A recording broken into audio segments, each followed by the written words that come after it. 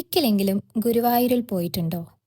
കേരളത്തിലെ ഏറ്റവും വിശുദ്ധമായ ക്ഷേത്രങ്ങളിലൊന്നാണ് ഗുരുവായൂർ ശ്രീകൃഷ്ണ ക്ഷേത്രം. പക്ഷേ ഈ ക്ഷേത്രം ഒരു സാധാരണ ക്ഷേത്രമല്ല. ഇത് ഭൂലോക വൈകുണ്ഠം എന്നാണ് വിശ്വാസികൾ വിളിക്കുന്നത്. കാരണം ഇവിടെയുള്ള ഗുരുവായൂരപ്പൻ സ്വയം മഹാവിഷ്ണുവിന്റെ ശക്തിയുള്ള ദേവമൂർത്തിയാണെന്നാണ് ആയിരക്കണക്കിന് വർഷങ്ങളായി വിശ്വസിക്കുന്നത്. ഒരു ചെറിയ വിഗ്രഹം എങ്ങനെ ലോകത്തിലെ കോടിക്കണക്കിന് ആളുകളുടെ ഭക്തിയുടെ കേന്ദ്രമായി മാറി? ആ വിഗ്രഹം എവിടെ നിന്നാണ് വന്നത്? ഗുരുവായൂരപ്പൻ ഒരു ബാലകൃഷ്ണ രൂപമാണ്. പക്ഷേ വിഗ്രഹത്തിന്റെ രൂപം വളരെ പ്രത്യേകമാണ്. ഈ വിഗ്രഹത്തിൽ ശംഖ്, ചക്രം, ഗദ, പത്മം എന്നിവ കൈകളിലുണ്ട്. അതായത് ഇത് കൃഷ്ണനും വിഷ്ണുവും ഒന്നിച്ച രൂപം എന്നാണ് വിശ്വാസം.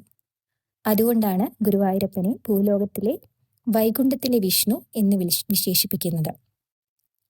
ഇന്ന് നമ്മൾ കാണുന്ന ഈ കൃഷ്ണ വിഗ്രഹം വെറുമൊരു ശിലയല്ല. ഇതിന്റെ ഉത്ഭവം ഈ ഭൂമിയിലല്ല, മറിച്ച് വൈകുണ്ഠത്തിലാണ്. ബ്രഹ്മാവ് ഭഗവാൻ വിഷ്ണുവിന് നൽകിയ ഈ വിഗ്രഹം തലമുറകളിലൂടെ കൈമാറി ഒടുവിൽ ഭഗവാൻ കൃഷ്ണന്റെ കൈകളിൽ എത്തിച്ചേർന്നു. ദ്വാരകയിൽ ഭഗവാൻ പൂജിച്ചിരുന്ന ഈ വിഗ്രഹത്തിന് ഒരു പ്രത്യേകതയുണ്ട്. ഇത് നിർമ്മിച്ചിരിക്കുന്നത് പാതാള അഞ്ജനം എന്ന അതിശക്തമായ ഔഷധശില കൊണ്ടാണ്.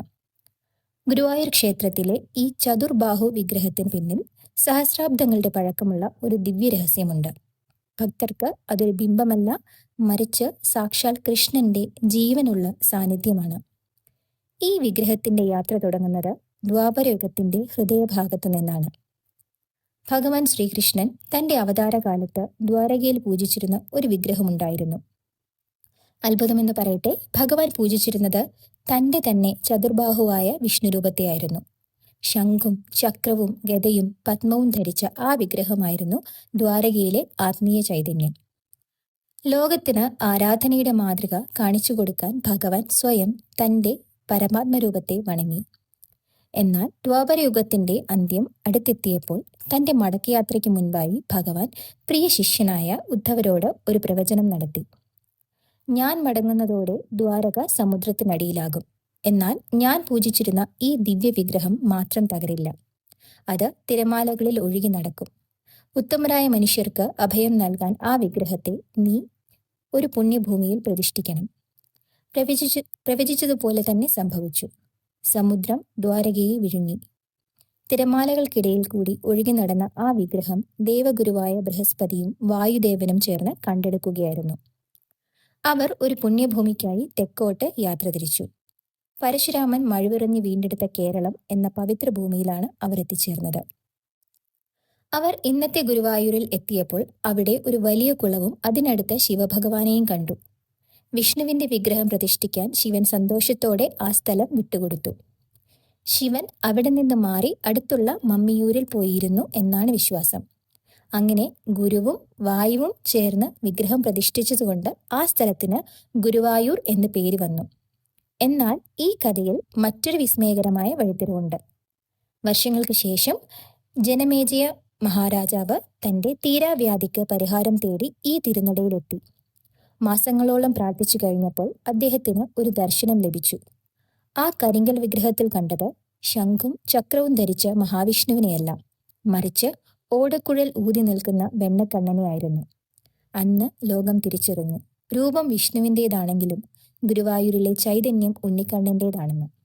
ഈ ബോധ്യമാണ് ഇന്നും ഓരോ ഭക്തനെയും ഗുരുവായൂരപ്പൻ എന്ന് വിളിക്കാൻ പ്രേരിപ്പിക്കുന്നത്. ശ്രീ നാരായണീയം രചിച്ച മേൽപ്പത്തൂർ ഭട്ടതിരിയും ഈ സത്യം അനുഭവിച്ചതായി പറയപ്പെടുന്നു. അതുകൊണ്ട് തന്നെ നാരായണീയത്തിന്റെ അവസാന ഭാഗത്തിൽ അദ്ദേഹം അഗ്രേ പശ്യാമി കൈശോരവേഷം എന്ന് ശ്രീകൃഷ്ണന്റെ ബാലരൂപത്തെ വിവരണം ചെയ്യുന്നു. ഇന്നും ലക്ഷക്കണക്കിന് ഭക്തർ വരുന്നത് ആ ഉണ്ണിക്കണ്ണനെ കാണാനാണ്. ഇതാണ് ഗുരുവായൂർ വിഗ്രഹത്തിന് പിന്നിലെ അത്ഭുതകരമായ ഐതിഹ്യം. നിങ്ങൾ ഗുരുവായൂരപ്പന്റെ സന്നിധിയിൽ പോയപ്പോൾ എന്തെങ്കിലും അത്ഭുത അനുഭവങ്ങൾ ഉണ്ടായിട്ടുണ്ടോ? നിങ്ങളുടെ അനുഭവങ്ങൾ കമന്റിലൂടെ പങ്കുവയ്ക്കാൻ മറക്കരുത്.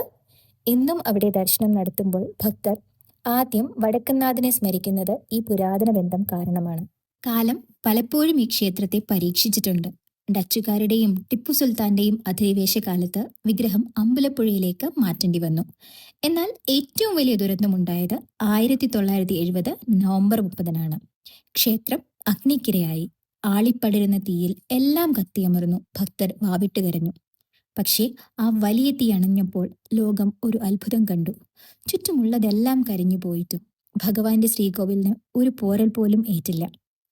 ആ അഗ്നിയിൽ നിന്നും ഉയർത്തെഴുന്നേറ്റ ഗുരുവായൂർ ഇന്നിപ്പോൾ ഭാരതത്തിലെ തന്നെ ഏറ്റവും വലിയ തീർത്ഥാടന കേന്ദ്രമായി മാറിയിരിക്കുന്നു. ആറാട്ട് ആഘോഷിക്കുന്ന ഈ വേളയിൽ ഈ ചരിത്രം ഓർമ്മിപ്പിക്കുന്നത് നമ്മുടെ ഭക്തിക്ക് കൂടുതൽ കരുത്ത് പകരുന്നു. ആറാട്ട് ഭക്തിയുടെ മഹാസംഗമം. ആറാട്ടിന് തൊട്ടു തലേന്നുള്ള രാത്രി ഭഗവാൻ വേട്ടയ്ക്കായി പുറപ്പെടുന്നു. പള്ളിവേട്ട. മനസ്സിനുള്ളിലെ കാമ, ക്രോധ, ലോഭങ്ങളാകുന്ന മൃഗങ്ങളെ വേട്ടയാടി ഒടുക്കുന്നതിന്റെ പ്രതീകമാണിത്. വേട്ട കഴിഞ്ഞ് മടങ്ങുന്ന ഭഗവാൻ ഇന്ന് ശാന്തനാണ്. ഉത്സവത്തിന്റെ 10ാം നാൾ പുലരുമ്പോൾ ഗുരുവായൂർ ഒരുങ്ങിക്കഴിഞ്ഞു. സാധാരണ ദിവസങ്ങളിൽ നിന്ന് വ്യത്യസ്തമായി ഇന്ന് നിർമ്മാല്യ ദർശനമില്ല. ഭഗവാൻ തന്റെ ഭക്തർക്കൊപ്പം ആറാട്ടുകടവിലേക്ക് പോകാൻ തയ്യാറെടുക്കുകയാണ്. ആയിരക്കണക്കിന് ഭക്തരുടെ കാത്തിരിപ്പിന് വിരാമമിട്ട് തങ്കത്തിടമ്പ് ആനപ്പുറത്തേക്ക് എഴുന്നള്ളുന്നു. ആറാട്ടെഴുന്നള്ളിപ്പും ഓട്ടപ്രദക്ഷിണവും. ഇതാണ് ഗുരുവായൂരിലെ ഏറ്റവും ആവേശകരമായ നിമിഷം. ഓട്ടപ്രദക്ഷിണം. ഭഗവാനെ വഹിച്ചുകൊണ്ടുള്ള ഗജവീരൻ ക്ഷേത്രത്തിനു ചുറ്റും 11 തവണ ഓടുന്നു. വാദ്യമേളങ്ങളുടെ അകമ്പടിയോടെ ആനച്ചന്തവും ഭക്തിയും ഒത്തുചേരുന്ന ഈ കാഴ്ച കാണാൻ ലോകത്തിന്റെ വിവിധ ഭാഗങ്ങളിൽ നിന്ന് ഭക്തർ ഒഴുകിയെത്തുന്നു. ഓരോ പ്രദക്ഷിണം കഴിയുമ്പോഴും താളം മുറുകുന്നു. ഭക്തരുടെ നാരായണ വിളികൾ ആകാശത്തോളം ഉയരുന്നു. ഈ ഓട്ടം കേവലം ഒരു ചടങ്ങല്ല. ഇത് ഭക്തനും ഭഗവാനും തമ്മിലുള്ള ഹൃദയബന്ധത്തിന്റെ വേഗതയാണ്. ഈ ഓട്ടം അവസാനിക്കുന്നത് രുദ്രതീർത്ഥത്തിന്റെ പടവുകളിലാണ്. പുണ്യസ്നാനം. രുദ്രതീർത്ഥം. ഇതാ രുദ്രതീർത്ഥത്തിന്റെ കുളിർമയിലേക്ക് ഭഗവാൻ ഇറങ്ങുന്നു. തന്ത്രി ഭഗവാന്റെ വിഗ്രഹവുമായി 3 തവണ വെള്ളത്തിൽ മുങ്ങുന്നു. ഇതാണ് ആറാട്ട്. ഈ നിമിഷം ഈ തീർത്ഥം ഗംഗാജലത്തേക്കാൾ പവിത്രമാകുന്നു. ഭഗവാനോടൊപ്പം ഒരു മുങ്ങാങ്കുഴിയിടാൻ ആയിരക്കണക്കിന് ഭക്തർ വെള്ളത്തിലേക്ക് ചാടുന്നു. ജാതിയോ മതമോ പദവിയോ ഇല്ലാത്ത നിമിഷം. എല്ലാവരും ഭഗവാന്റെ മക്കൾ മാത്രം. ഈ ആറാട്ട് കടവിൽ വെച്ച് നമ്മളുടെ ഉള്ളിലെ അഴുക്കുകളും അഹങ്കാരങ്ങളും കഴുകിക്കളയുന്നു എന്നാണ് വിശ്വാസം.